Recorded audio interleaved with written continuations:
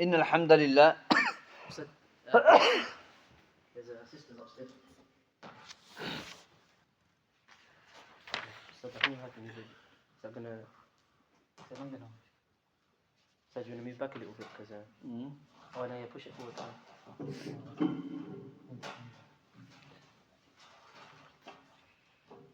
Is that okay with you? إن الحمد لله نحمده ونستعينه ونستغفره ونعوذ بالله من شرور أنفسنا ومن سيئات أعمالنا من يهده الله فلا مضل له ومن يضلل فلا هادي له وأشهد أن لا إله إلا الله وحده لا شريك له وأشهد أن محمدا عبده ورسوله أما بعد. طيب يا إخوان, before we start, as normal inshallah we'll ask some questions. Last week we spoke about what did we speak about last week? We spoke about the pillars of Qadr and what we identify, what we need to accept as from our prophets. Okay, we spoke about Qadr of Allah Azza wa Jalla. Okay, how many pillars does Qadr has? Decree of Allah? 4. I'm not sure. How many pillars? No? Okay. Qadr 4. Give me one, first one. First one is Kitab.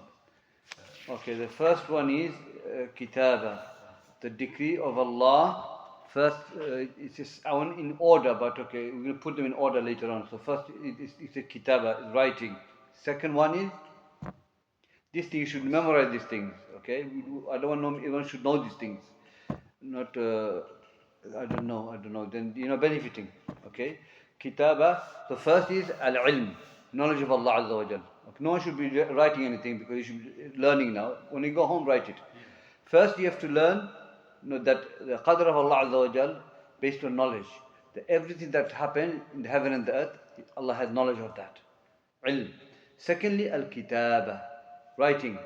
So everything that is happening in the heaven and the earth is written by the will of Allah Azza wa Jal. Thirdly, mashi'ah, the will of Allah. Okay, everything happens by the will of Allah. Until Allah wills, nothing is going to happen. And the fourth category is that al-khalq, is created. Okay, so we're sitting here today. Allah knew this is going to happen. Okay, 50,000 years before He created the heaven and the earth, He knew this is going to happen. Where we're going to sit. That's based on Allah's knowledge. He had knowledge of this. Secondly, it's written. When Allah said to the pen, write, and He said, what shall I write? Write, and everything that will happen until Yawm al-Qiyamah. And this is part of it. It's written. It's written, yes, then Allah willed it to happen. He willed it. Okay? And fourthly, when we came together in the masjid to learn, that's khalq, Allah created that. Okay? So these are the 4 pillars of Iman bil Qadr. 4 pillars in believing Qadr of Allah Azza wa Jal. Okay? So remember that. So if you want to explain somebody Qadr, explain them these 4 things, and that will make it easier inshallah. After that we spoke about what was the last level of deen? What was the last level of deen we covered? Being a Muslim. Ihsan. Okay? So level of deen how many? 3. What is the first one? Being Muslim. Third one? Second one? The second one is being a mu'min. Mu'min. The third one is? Ihsan. Muhsin. Okay? So these 3 are level of ad-deen. We'll cover the hadith inshallah of Umar. Deen are 3 levels. Islam, Iman and Ihsan. Okay? And we have said that Muhsin is the highest level, then Mu'min, then Muslim. Every Muhsin is Mu'min, and not every Mu'min is a Muhsin, okay? But every Mu'min is a Muslim. Muslim is the lowest level you can have. A person has the lowest level of Iman upon level of Islam. Okay, then he should strive to become a Mu'min, then a Muhsin. Okay? Let's talk about Ihsan now. What is the definition of Ihsan? Perfection. Okay, linguistically mean perfection. To perfect something. So like we gave example, Ahsantu qira'ati. I mean, I've perfected my recitation. Itqan, to perfect something. Okay, that's linguistic 1. Second meaning? Is it so you do the fara'id and you do this. No. We're going to the Sharia meaning of ihsan. We're going to the linguistic meaning. I give two meanings, isn't it? One is to perfect. Second is, who knows? Do you remember, inshallah? Charity. Charity. Charity. To give charity. So if I say ahsantu ila al-muslimin, I gave charity to the Muslims. To give charity, sadaqah. Okay? That's the linguistic meaning of ihsan. And shara'an, what does it mean? Do you remember? So The hadith. is it they do all the fara'id? Mm. They do all the No, that's muhsin, yeah, but the definition of ihsan is akhi ya akhi. What is the definition? Ihsan. Ihsan, what's the definition? Perfection. Now we've covered this. Shara'an, what does it mean?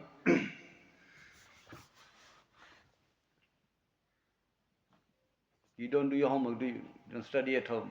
If there was a degree, you will burn your sweat for that until Fajr. Okay? So you don't study at home. You just come here and you memorize these things, and you have to. I'm not putting pressure on you. I should have my sticker here and say memorize this book, Usul Thalatha. Memorize. You memorize this. Memorize the 7, 4, 5, 6 years old. Memorize these books. You should memorize it. طيب. Ihsan, in the hadith, Prophet said, أن تعبد الله كأنك تراه فإن لم تكونوا تراه فإنه يراك. Ihsan is to worship Allah as you see Him. If you can't, no, He's watching you. That's the Shara. This is what Prophet said. Okay? But linguistically, if you say ihsan, means good doing, good doers.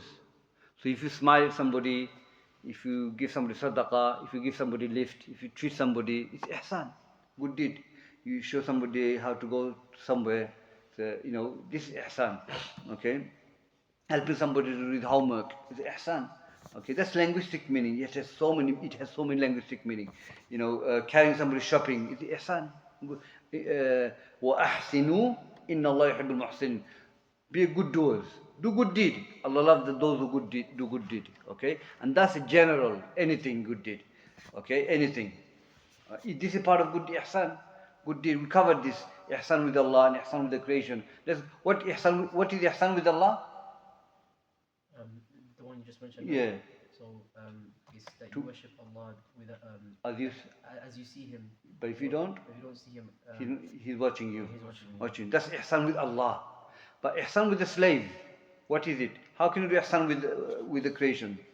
By giving charity. Okay. Say ihsan with ihsan with the creation, with the wealth. How would you do that? Let's say give zakat. Give sadaqah, give zakat. Okay. With your knowledge, what would you do? Knowledge. As in, you said that ihsan is obviously doing good deeds. A person that does good deeds with knowledge, spreading the knowledge, or Spreading the knowledge, teaching the knowledge, teaching Quran, part of ihsan. You can do ihsan with your status. How would you do that with the status? You have a status in the society. How would you do that? Providing back. Providing? Say again? Like teaching. Teaching, okay. That's teaching, but you got status, you got position in a company. Make it easier. Make it easy so if you're a head teacher in a school or something like that, if you're manager of a company, you can help somebody to come get a job, you can give him good reference. It's part of ihsan as well, your status.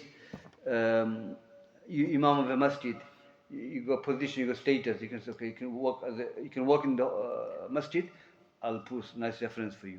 You helped him. So that's ihsan with your status. So ihsan, this is ihsan with the creation. All these relate to the creation. You can benefit the creation many different ways. So ihsan with the creation means benefiting them, helping them. Okay? You can help them many different ways. But here you talk about ihsan with Allah. It's to worship Allah as you see Him. We say this is mushahada. Okay? Mushahada is that you feel. No, that's muraqabah, I think. Yeah. Muraqabah, that you have the awareness of Allah as Allah is watching you. So you won't commit sin because Allah is watching you. Month of Ramadan, you're not going to go in the room and start drinking. Allah is watching you. That's ihsan. If you can't do that, the next one is Allah is watching you. You can't have that feeling that you worship Him as you see Him, but next level is that if you can't do that, at least Allah is watching you. Have that feeling in your heart. The next level. So this ihsan has two levels now. It's to worship Allah as you see Him. If you can't, obviously you don't imagine Allah, but it's all in the heart, isn't it? The feeling that you have, knowledge of Allah. Okay? And the second one is that at least, if you can't do that, then at least know that He's watching you. Okay? If you have that feeling in your heart, you're not going to do any bad deed. You're going to keep away from the sins. Okay? So that's what ihsan is. And that's muhsin. It's the highest level of iman. So alhamdulillah, let's start the class inshallah. So Shaykhul-Islam Muhammad ibn Abdul-Wahhab rahimahullah, he brought some of the evidences from the Quran, okay, for ihsan. First ayah, قوله تعالى وما تكون في شأن وما تتلو منه من قرآن ولا تعملون من عمل إلا كنا عليكم شهودا إذ تفيضون فيه. That وما تكون في شأن, okay, mean in whatever situation you are in worship, outside worship, sitting, standing, whatever position you are in, status you are in, وَمَا تَتْلُو مِنْهُ مِنْ قُرْآنٍ, and nor do you recite Quran. Okay, so recitation of the Quran could be in the prayer or outside the prayer. Wherever you recite the Quran, وَلَا تَعْمَلُونَ مِنْ عَمَلٍ, and not the action that you do, anything, good or bad, إِلَّا كُنَّا عَلَيْكُمْ شُهُودًا إِسْتُفِيدُونَ فِيهِ. That's the evidence from the ayah. Except we are shahid, we are aware of you, we are witnessing you, Allah Azza wa Jal. Okay? Everything that you do. So everything that you do in the prayer, outside the prayer, whatever action that you do, whenever you recite Quran, in the salah, outside the salah, wherever you are, okay, I am watching you. That's what Allah is saying. I am aware of you. Okay? So how is this ihsan for us? How is it? The ihsan is that if Allah is watching us all the time, whatever we're doing, then we should feel every time that Allah is watching me. I'm not going to do this bad deed. You know? I gave example, I think last week, that if you want to test your iman, okay, you don't test your iman in front of the people when you're lonely. When you're alone. When you're alone in the house, test yourself. Do you violate the deen of Allah or you don't? If you don't, alhamdulillah, you are aware of Allah is watching you. You have the awareness of Allah. This is ihsan. I'm not going to violate the law of Allah Azza wa Jal, but Allah is watching me. That's good. But if you violate, there's something wrong. The person have to build on that, the awareness of Allah, ihsan of Allah. He need to work on that. I have to fear Allah Azza wa Jal. I'm not alone here. Yes, my family is not here, but Allah is watching me. You could get that. You have to plant that in the heart. Allah is watching me. I'm not going to do it. Yadu billah. So whatever we do, Allah is watching us. This is ihsan. If Allah is watching us all the time, then we should be aware of Allah Azza wa Jalla. That's how this ayah is the evidence for ihsan. Okay, ikhwan? طيب. So, we mentioned other two evidences as well. There's another two verses I'm just going to mention. إِنَّ اللَّهَ مَعَ الَّذِينَ اتَّقَوْا وَالَّذِينَ هُمْ مُحْسِنُونَ. Indeed, Allah is those who fear Him. You fear Allah Azza wa Jal, doing what Allah has commanded him to do and leave what Allah forbade. And he is muhsinun, he's a good doer. Okay? This is also evidence for ihsan. Because if you fear that Allah is with him all the time, aware with hearing and seeing, with knowledge, then he should be muhsin. He should be aware that Allah is watching me. I'm not going to do any bad deed. Okay? I'm going to keep away from haram. Also, the next verse, Shaykhul-Islam brings is that وَتَوَكَّلَ عَلَى الْعَزِيزِ الرَّحِيمِ. Have trust in Allah, Al-Aziz and Al-Rahim, the most powerful and the most merciful. الَّذِي يَرَاكَ حِينَ تَقُومُ. The one who sees you when you're standing in the salah. He's watching you. وَتَقَلُّبُكَ فِي السَّاجِدِينَ. When you go to sajda, he's watching you. إِنَّهُ هُوَ السَّمِيعُ الْعَلِيمُ. Indeed, he is the one, hears everything and has knowledge of everything. This is an ayah, also evidence for ihsan. That he sees you wherever you are. He sees you when you're standing in the prayer. He sees you when you are making sajda. He knows what you're thinking, what you're saying. He's aware of you. So we should have that feeling that Allah is watching me. I'm going to pray with khushu. I'm going to try my best, stand in the salah, as much as I can have concentration in the salah. Try not to divert my mind. Okay?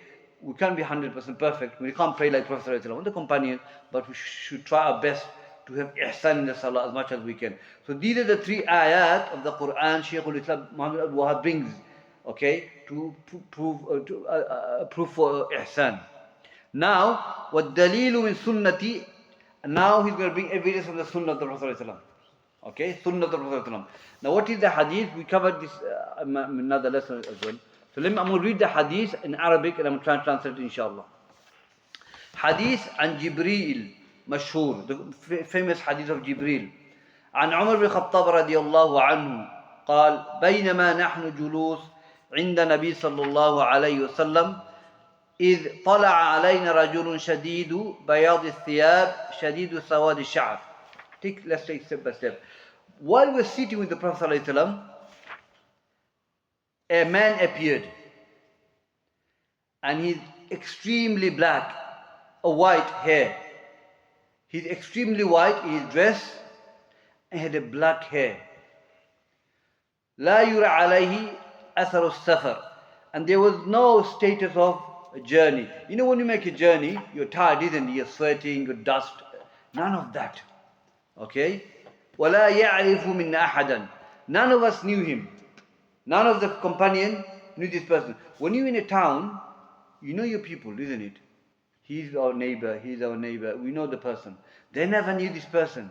They don't know who this person is. Very good looking, okay? White clothes, black hair. Narration says he had the long hair as well. Came to Prophet ﷺ, okay? Had no journey of tiredness.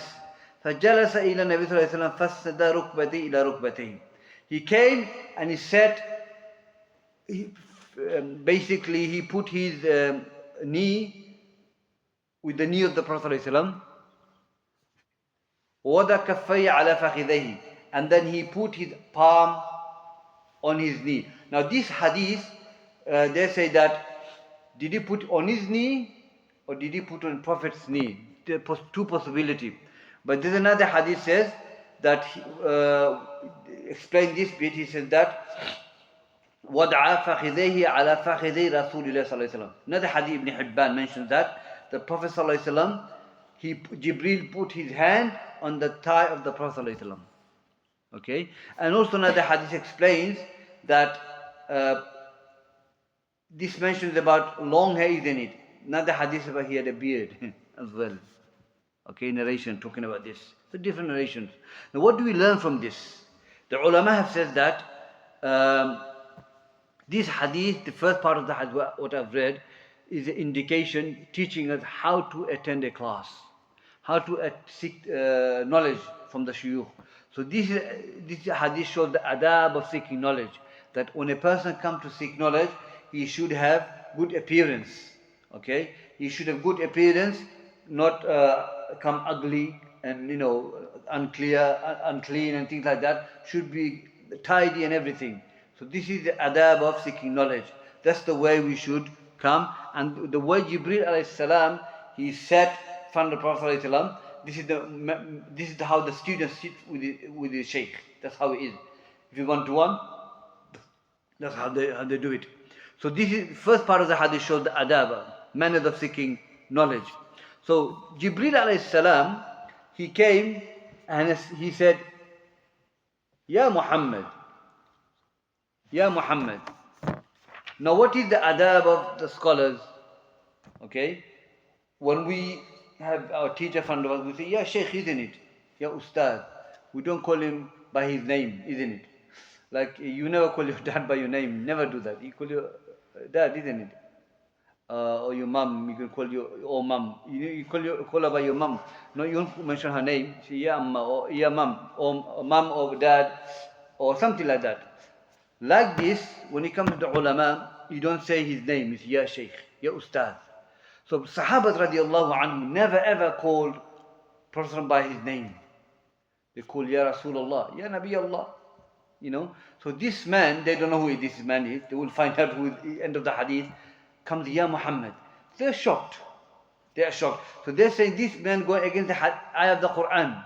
In the Quran Allah said, لا تجعلوا دعاء الرسول بينكم كالدعاء بعضكم بعضا. Do not call your prophet the way you call one another. Okay? You can say Ya Muhammad, Ya Abdullah. But don't use that adab for Rasulullah. Ya Muhammad sallallahu alaihi wasallam. You never do that. No Sahaba did that. They say Ya Rasulullah, Ya Nabi Allah. Sahaba were taught this. And they will practice this with the companions, with Rasulullah sallallahu alaihi wasallam. And all will do, you never find in a hadith where they said Ya Muhammad sallallahu alaihi wasallam. They will say Ya Rasulullah, Ya Nabi Allah. You never find them mentioning his name. But this man here, Jibreel alayhi salam, they don't know who this man is. He said, Ya Muhammad. So they're shocked. Who is this person coming to Prophet of Allah and saying, Ya Muhammad? Who gave him the audacity to do that? Okay. Anyway, so they're shocked by hearing that. So Jibreel said, Ya Muhammad, akhbirni an Islam. Tell me about Islam. So now, the Sahaba sitting there, they're hearing what the answer is going to be. So they're learning. The Sahabas are learning. Jibreel could have come and say, I'm Jibreel from Allah, and this is your hadith, this is Islam, this is Iman, this is Ihsan, this is the Son of Allah. He could have done that, isn't it? But he didn't do it. He's talking to the Prophet of Allah, and the Sahaba are hearing it, and they're learning it. This is another way of learning as well. You know? So, Prophet ﷺ said, Islam is أن تشهد أن لا إله إلا الله وأن محمد رسول الله وتقيم الصلاة وتؤتي الزكاة وتصوم رمضان وتحج البيت إن استطعت إليه سبيلا. So in the hadith, Prophet ﷺ explained what is Islam. Is to testify that none had the right to be worshipped in truth except Allah. Why is truth? Because the many things worshipped beside Allah Azza wa Jal, and they're false deities. And the only ilah in truth is Allah Azza wa Jal. And that Muhammad Rasulullah is the messenger of Allah and his slave. To establish the prayer and to give zakat and to fast month of Ramadan and go to Hajj, house of Allah, if you are able to do so. Okay? So much benefit in this hadith. First of all, this hadith talks about Islam, 5 pillars. Yeah? And these 5 pillars all talking about action of the limbs, isn't it? Action of the limbs. Okay, these all are action of the limbs. And another hadith that talks about Tasumur Ramadan, Tahajjul Bayt. Another nation is Tahajjul Bayt, Tasumur Ramadan. So alternative, yeah. So end of the hadith he says, Man istata'a ilayhi sabila. Yani to go to Hajj if we're able to do so. And we've mentioned this previously, that able to do so, this qudra, is an important part of our deen. That everything that we do based on qudra, based on ability. So if you can't make Hajj, you're old, maybe the person is paralyzed, but he's got the money. Islam says you don't have to do the Hajj, someone can do the Hajj for you. It's like you've done the Hajj. Okay, you haven't got the qudra. Okay, like qudra for praying, you have to pray standing up. But you can't pray because your leg is broken, for example. Or something happened, you can't pray, you can't stand up, so you pray sitting down. You haven't got the ability to pray standing up. Things like that. Month of Ramadan, you have to fast, but you are ill, so you don't fast. You haven't got the qudra. So that the Sharia of Allah Azza wa Jal is based on qudra. Istita'a. Am I able to do so? This is how Allah made the deen so easy. That's why Prophet said, Man istata'a ilayhi sabila. If you're able to make this path to Hajj, meaning physically and financially. Hadith says, Prophet said, was asked, Ma was sabil ila Hajj? What is the way to Hajj? He said, Al-zaduhu wa qudra. Okay? That you have the money and you have the qudra, you have the ability to make the Hajj. I made Hajj, I'm sure a lot of people made a Hajj. Subhanallah, you know, people make Hajj, it's not easy, it's difficult. That's the Prophet said that for women, Hajj is the jihad. Hajj is the jihad. And it's very difficult. Hajj is a lot of hard work. It's not easy. You get tested. And you know, people, and the heat and everything. So it's hard. So whoever is able to make Hajj, let him do so. And the condition is financially he's stable and physically he can go and make Hajj, inshallah. So this hadith shows that Islam is action of the limbs. Okay? Then they said, Sadaqta. That made them even more shocked.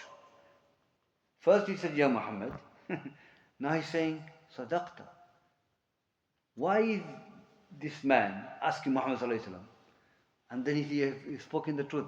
Why they shocked? Because you don't ask, then you correct at the same time. You ask because you don't know. So if you know, then why are you asking? But they don't know that you're learning. Okay? So now there's another narration. It says that they looked at one another. They looked at one another and they were shocked. You know when someone speaks funny, if there's a group of you, they look at one another, isn't it? You start looking at each other.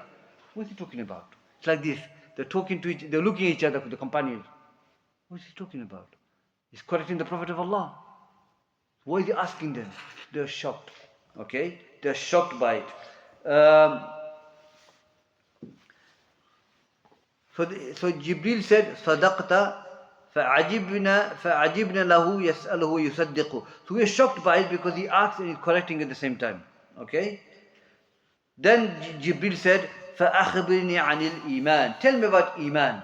قَالَ أَن تُؤْمِنُوا بِاللَّهِ وَمَلَائِكَتِهِ وَكُتُبِهِ وَرُسُلِهِ وَالْيَوْمِ الْآخِرِ وَالْقَدْرِ خَيْرِ وَشَرِّ. So Jibril alayhi salam asked Prophet sallallahu alayhi wasallam about, tell me about Iman. There's another narration says, tell me about Iman, tell me about Islam, Ihsan, then Iman. Some narrations start with Iman first, or Ihsan first. Different narrations. We take one narration. So here, Islam, Prophet ﷺ described Iman as action of the heart, belief of the heart, to believe in Allah, to believe in the book, the angel, the books, the Prophet, the last day, and the decree, good and bad. These are all beliefs that relate to the heart. Okay? There's another hadith where Prophet ﷺ narrates the hadith is that Abdul Qais, أن النبي صلى الله عليه وسلم قال أتدرون ما الإيمان بالله وحده قالوا الله رسوله أعلم. There's another hadith in Bukhari. Prophet said to the companion, do you know what believe in Allah alone mean? They say Allah and His Messenger knows best. Now this statement here, Allah and His Messenger knows best, Shaykh ibn Uthaymin says, you can say this even now. Obviously you can say Allahu A'lam, Allah knows best. When it comes to the knowledge of the deen, when it comes to the deen of Allah, you can say Allah or Rasuluhu A'lam. Because deen is still deen, isn't it? And Rasulullah knows, Allah and Rasulullah knows best. Even Rasulullah has passed away, you can say Rasulullah as well because he knew best. Among the creation, he's the most knowledgeable regarding the deen. Shaykh ibn Uthaymin says that I understand. But when it comes to matter of the dunya, you can't use Rasulullah, only Allahu A'lam. Okay? So they say Allah Rasulullah A'lam, Allah and His Messenger knows best what you said, Ya Rasulullah, regarding Iman Billah alone. Oh, we don't know what it is. So tell us. So Prophet said that to testify Shahada la ilaha illallah wa anna Muhammad Rasulullah wa iqam as-salah wa ita az-zakah wa siyam Ramadan wa an tu'tu min al-maghnam al-khams. In Bukhari hadith, in Sahih Bukhari, Sahih Muslim, is to testify. So here Iman is to testify that none has the right to worship in truth except Allah and that Muhammad sallallahu alaihi wasallam messenger, to establish the prayer, to give zakat, to fast month of Ramadan, and to give maghnam, ghanima, the booty, the war booty, fifth of war booty should be shared to the people. Okay? So now here, Prophet explained Iman as Islam, action of the limbs. So shows that the 5 pillars of Iman, Islam, is part of Iman. So also it shows that actions are part of Iman. Actions are part of Iman. So this is another hadith which explains Iman in terms of limbs. Okay, it's not believing Allah and the books and the angels and the Prophet. No, this is different now. This hadith explains Iman to be prayer, giving zakat, fasting month of Ramadan. These are part of Iman, which we understand how they are. طيب يا إخوان. So here these are 6 pillars of Iman. Now, I want to talk about believing the qadr, khair wa shar. A lot of people ask me this question. Okay, to believe the decree, good and bad. So we say that the decree of Allah has evil in it. We say, we mentioned the decree 4 pillars, isn't it? Okay, these are the 4 pillars that anything that happens in the heaven and the earth, good or bad, Allah has knowledge of it. And it's written. And it has to be willed by Allah, and it must be created by Allah Azza wa Jal. Now, any evil that takes place in the heaven and the earth, Allah has knowledge of it, no doubt. No doubt. Murder, crime, cancer, okay, whatever you see on the earth, the oppression that's taking place, Allah has knowledge of that. Okay? And it is already written, Qadr of Allah, and it is will by Allah Azza wa Jal. Now, the will bit here is that, yes, if someone wants to do evil, if someone wants to go rob a bank, okay, he planned everything, he's going to go back to his bank and he's going to rob the bank, okay. Now, it is haram, it is not allowed, stealing is haram. Now, who chose to rob now? Allah? Or you chose to do the robbing? You chose to do the robbing. You decided with your friends you're going to go early in the morning, or maybe after 12 midnight, whatever, and you planned it, you're going to go there, you're going to break the door and you're going to get the money out. You've decided to do that. You decided to commit the sin. Nobody forced you. So the will is from you. Okay? So when the people blame Allah's qadr, I disobey Allah because it's decreed for me. No, it's not. It's decreed for you. You decided to do the act. You decided to disobey Allah. Okay? Yes. Because you decided to disobey Allah Azza wa Jal, Allah knew that it's going to happen, and Allah willed it. Because you want to do the act of haram, not Allah made you to do the haram. Like the mushrik will blame Allah's qadr for their shirk. So we should understand this qadr. The important thing is that Allah has given you choice in the matter. He's given you choice to do obey and disobey. Inna hadaynakum sabila imma shakira wa imma kafura. Okay? Inna hadaynahum sabila imma shakira wa imma kafura. That we have guided them, showed them the guidance. You accept or reject it.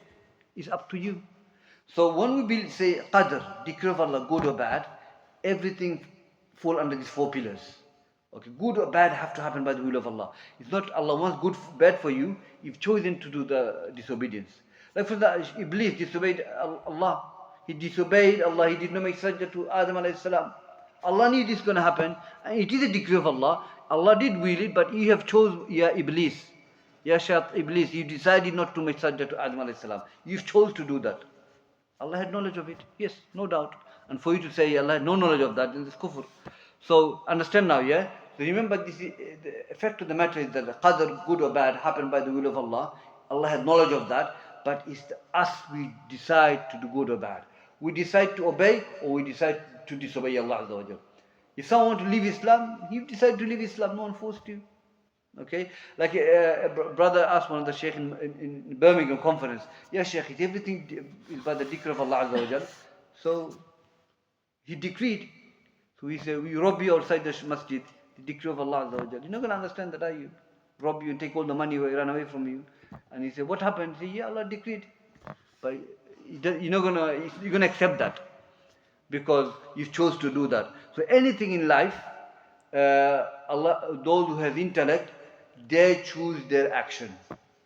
We're not Jabariya. Okay, we're forced to do action. We're not Qadariya. Okay, they said you can do whatever you want. There's no decree of Allah Azza wa Jal. Allah doesn't create your action. A'udhu billah. Of course, He creates your action. Everything that we do is by the will of Allah. But we say, people upon the haqq, inshallah, that we're not forced, but we have a will to make. We have a will in the action. We have a choice in the matter. Okay? And Allah has decreed that whatever I decide to do, Allah created that act. Allah created, He willed it. Okay? Allahu khalaqakum wa ma ta'malun. Wallahu khalaqakum wa ma ta'malun. Allah created you and everything that you do. So, qadr bil qadri khayr wa sharri, to believe in the qadr of Allah, good and bad. We have to understand that. Okay, so I just mentioned this so at least we have some understanding, inshallah, as to how to explain to the people. You have Jehovah's Witness.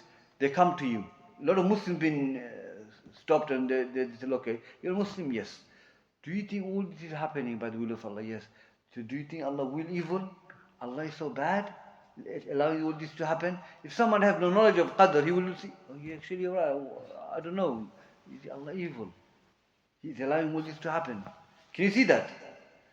Subhanallah, the Jehovah's Witness approached me, alhamdulillah, I answered it, but a lot of people will not be able to answer that. They will start thinking, say, you're right, Allah. If it's evil, then why is He willing it then? If it's evil, then why is Allah allowing it to happen? So Allah is evil? His Qadr is evil? Can you see that? So shaitan will take you away. So you have to understand, no, people chose to do the evil. So you can give robbing a bank or something, or a shop. You can give example like this to make them understand.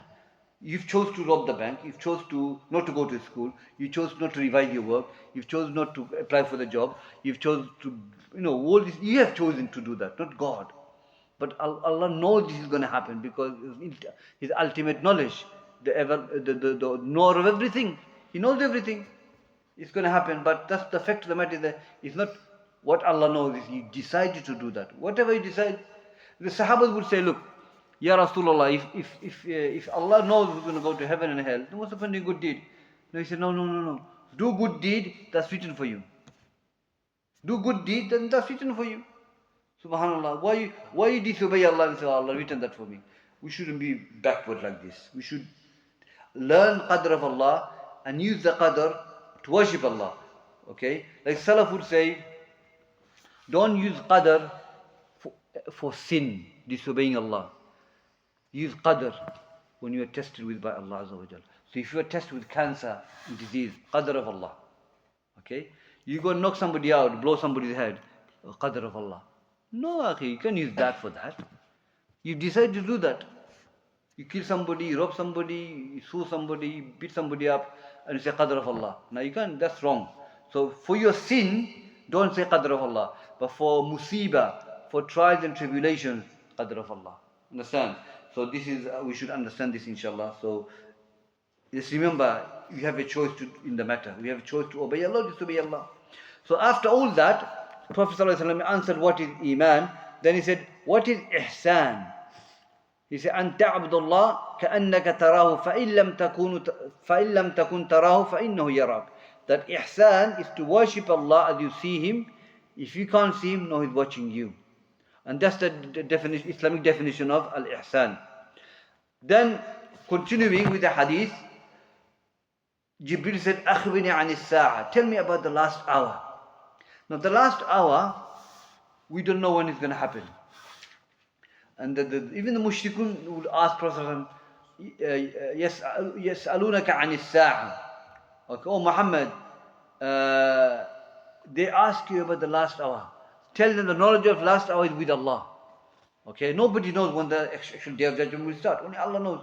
But Allah taught him some of the signs. And the signs, we have covered it. Major signs and the minor signs. These are the signs we should study. The sign of the last hour. Major and the minor. This is how did Prophet knew? Because Allah taught him that.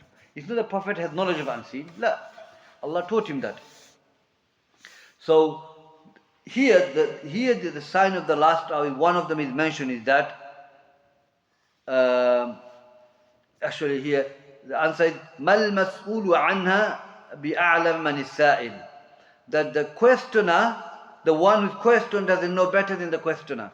So the question, who is questioned? Prophet ﷺ. The questioner Jibril. So meaning that, Ya Jibril, I don't know when the last hour is, nor do you know the last hour is. None of us know this. Okay, so Sahaba are learning. But the books are written about the last hour anyway.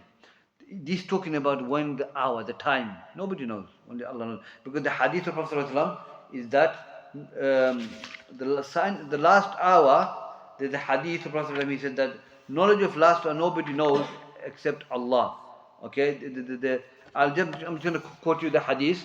Hadith ورد عن النبي صلى الله عليه وسلم كما في الحديث صحيح أنه قال خمسة لا يعلمون إلا الله. The 5 things nobody knows except Allah. The 5 things nobody knows except Allah.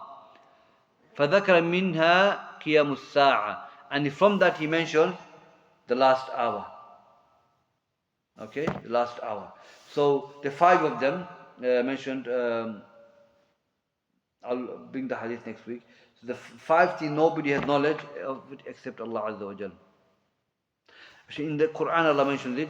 إن الله عنده علم الساعة وينزل الغيث ويعلم ما في الأرحام وما تدري نفس ماذا تكسب غدا وما تدري نفس بأي أرض تموت إن الله عليم خبير.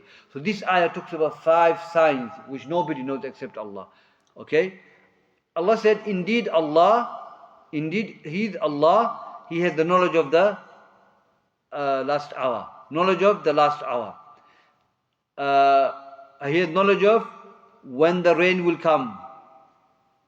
He has knowledge of what is in the arham.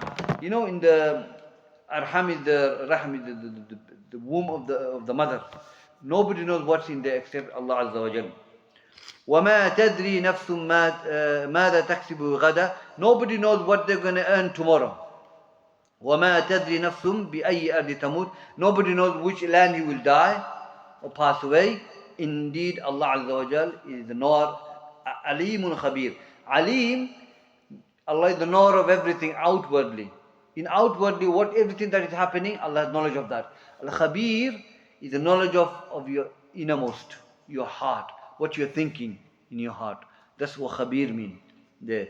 So this ayah talks about that these things only Allah has knowledge of it. Nobody has knowledge. So when Jibril asked Prophet about the last hour, he said, "Ya Jibril, I am the questioned. I don't know as much as you don't know. None of us know when the last hour is going to happen." Then the question continues. Then Jibril says, "Akhbirni an amaratiha." Tell me about the amarat. The amarat are ashratu sa'a, sign of the last hour. So this one, it talks about the minor signs. When is the minor signs going to happen? Okay, and minor signs, the 3 scholars have said, minor signs which already happened, okay, minor signs which are already happening now, and more to come, minor signs. We don't know how many minor signs that there are, okay. So this one minor sign, Prophet has told us, and this minor is quite scary as well. أن تلد الأمة ربتها وأن ترى الحفة العراة العالة رعى الشاء يتطاولون في البنيان. So Prophet said that the sign of the last hour is that a woman will give birth to her mistress, and you will see حفة العراة. حفة is the plural of half, which means without, barefooted basically. Barefooted, عراة العالة. عراة means without clothes on. Okay, ala, they're very poor. Okay, very poor. Ri'a sha'i, ri'a means the shepherd. So the shepherd those days, they never had almost clothes. They never had clothes on. I mean, they had, but they weren't rich. Their clothes were ripped, and they weren't wearing proper clothes. They were barefooted. Okay, barefooted. So first part of the hadith, أن تلد الأمة ربتها. The woman will give birth to a mistress. The ulama says that they will give birth to mistress, and they will disobey their parents. Okay, and the mistress will take over the control over the mother. Okay, mother will control the house. The mistress who will give birth to will disobey the parents a lot, and that will happen a lot in the family. Disobedience. Okay. And she will become Sayyida, the master of the house, controlling the parents, the mother. She will not listen to the mother. She will disobey the mother. And she will, if the mother says do this, she will not do it. She will not pray or whatever. She will not obey the parents. And we can see this nowadays. Okay? Daughters are not obeying the parents. And I know so many stories. Okay? The parents will have no control of the daughters. Okay? So that's what it means. Disobedience will take place. And then the Prophet continues. The next part of the hadith is talking about the Arab, the shepherd. Okay, the shepherd will be barefooted. He will not have a proper clothes on. He'll be very poor, faqir. Okay, يَتَطَاوَلُونَ فِي الْبُنْيَانِ, competing in the building, the lofty building. Now, if you look at the Middle East, this is what they were. They were like this. There was a time 100 years ago, they had nothing. Okay? They were like the shepherd. They were shepherd, but by the will of Allah, look what they have become now. They're building the tallest of the building now, competing, and they're very richest now. So this is a sign of the last hour that a mistress will disobey the parents. She will try and take control of the parents, and the parents will have no control of the daughter. Okay, and the competition as to see who can build the highest building is happening now. Okay, what was the tallest? Buruj. They made another one, another tower. Okay, taller than Buruj. It's already done. The third one is taller than the tallest building in the world. Is the Kingdom Tower in Jeddah. That's going to be the tallest, taller than the Buruj. What did the Prophet say? يَتَطَاوَلُونَ فِي الْبُنْيَانِ They're competing to see who can build the highest building. And this was happening. And this is a sign of the last hour. This is a minor sign. This is minor sign. And it is happening now. Some minor has already happened. And this is happening now already. So Prophet ﷺ spoke 1,500 years ago. And this is happening now. Okay? So this is the amarat.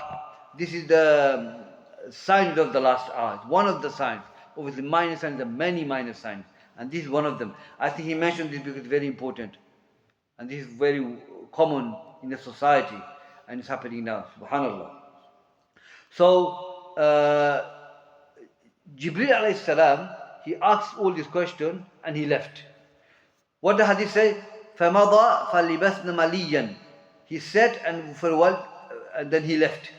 Okay, he was there for some time, then he left. The Prophet said, Ya Umar, أَتَدْرُونَ مَنِ السَّائِلِ Do you know the questioner who came here and asked him all the questions? قُلْنَا اللَّهُ رَسُولُ أَعْلَمُ Allah and the Messenger knows best. They had no knowledge of who this man is going to be. Prophet said, هَذَا جِبْرِيلُ أَتَاكُمْ يُعَلِّمُكُمْ دِينَكُمْ وَأَمْرَ دِينَكُمْ It was Jibreel who came to teach you the deen, your deen. So the ulama says, your deen are three levels: Islam, Iman, and Ihsan.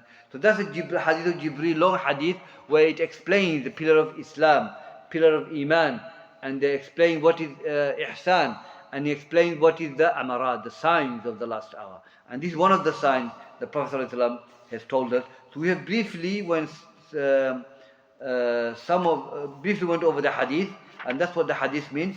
So what we have covered, my brothers, we have covered the first pillar, Imanu Billah. Yes, we covered it.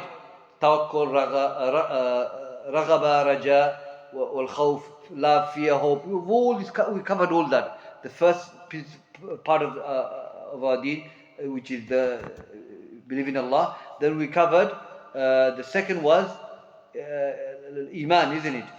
Iman. Now we covered. We're going to do the last part, which is the seed of the Prophet. So we've covered knowledge of Allah, knowledge of our deen. Okay. Now we're going to cover the last part, which is the knowledge of our Prophet. And these are three questions in the grave: who is your Lord? Who is your Prophet? And what's your deen? So knowledge of Allah and knowledge of our deen, we covered it. Okay? And now we're going to cover next week, inshallah, we talk about seed of the Prophet ﷺ, his name and his birth and his lineage. We'll cover that next week, inshallah. And that's asl of the deen, the fundamental of our deen. Okay? We'll do that next week, inshallah. Jazakumullah khair. Any question? I'll take it now. Sheikh, you know the hadith regarding the daughter, what is meant by mistress in this context? Yeah, that's what it is. Talida amatu rabbataha. Rabba means mistress, daughter here. She'll give, basically what it is, the Prophet telling us 1,500 years ago that 1,500 years later, and this is what's going to happen. Okay, that you have a family. In the community, you have a woman give birth to a lady, a mistress, and what's going to happen? The birth is not praiseworthy, praiseworthy, alhamdulillah. But what's going to happen? It's going to reflect against them. The daughter will overtake control of the parents. The daughter will not listen to the parents. They will disobey the parents. Okay, and she will become Sayyida, master of the family, and we can see that happening. The parent don't have control of the daughter.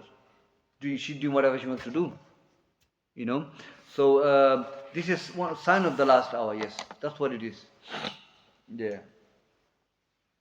Is that okay? Jazakallah khair. Yeah, next. Just to capture the full line about the shepherds being barefooted, can you say the full line for me again? Shepherd, okay, this talking about after Prophet mentioned that the woman will give birth to a mistress, then he talks about the descriptions. The description will be, the shepherd is that they will be barefooted, they will not have a proper clothes on, they will be very poor, and there will be shepherd looking after female sheep. The shepherd. And the shepherd of those days were like that. They had these qualities, they had these attributes. And what Prophet saying, these poor people now became rich. They're competing, they're building highest building, tallest building, lofty towers, high scrapers. Look who's competing most? It's the Middle East, isn't it? It's they're the one who's competing most, the shepherd. So Prophet, this is a sign of the last hour. So when you see competition in tallest building, sign of the last hour. I mean, day of judgment is coming. And this is a minor sign. Okay, and more to come. Okay, when the major sign comes, then finish. It's here now. When one major sign comes, the rest will come one by one. And minor signs, the gap is longer. It takes time. But when the major comes, Prophet said, don't wait, khalas, finish it. It's going to come one by one. There's no time period. So when Isa comes, Dajjal comes, Mahdi comes, all of them are going to come one by one. And Prophet gave example of if you have a thread and you got marble, the hole on it, if you release one, the rest on the top will come as well, one by one.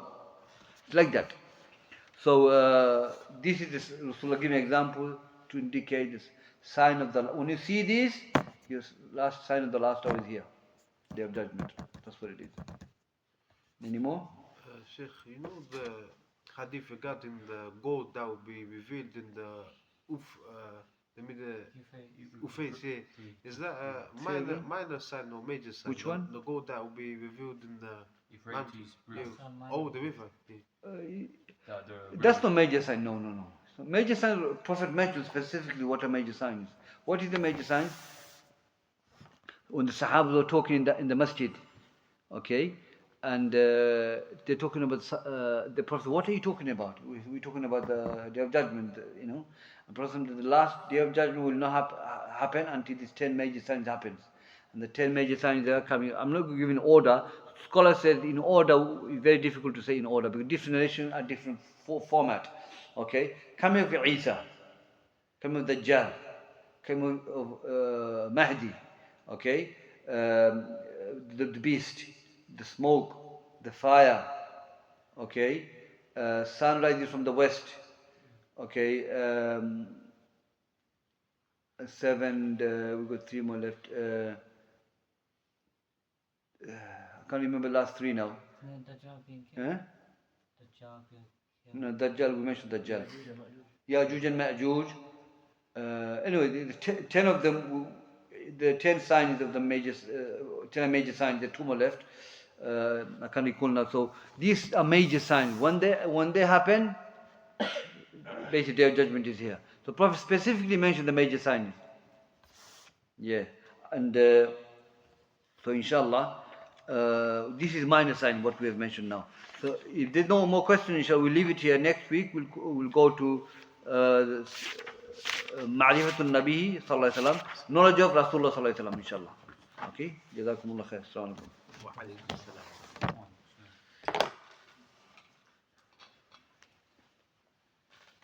The sister questions, I don't know. Sisters. The sisters have questions. Sisters, I'm saying the sisters have questions, how they can give it to us. Turn it off. Is there any way we can get question for sisters? Maybe if you give them like a paper. Oh, what's that? Paper would be better. And then. Oh, by the camera, right? No, it should be fine. I don't know if they just do. Akhi, what are you turning off? Can you know what to turn off? Leave it on top.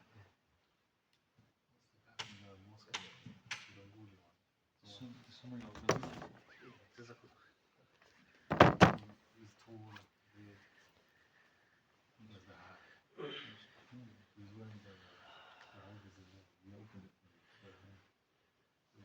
Sheikh, the sisters are Christians. I'm saying if they want to ask, how are they going to ask? Oh, through notes. Whatever, yeah.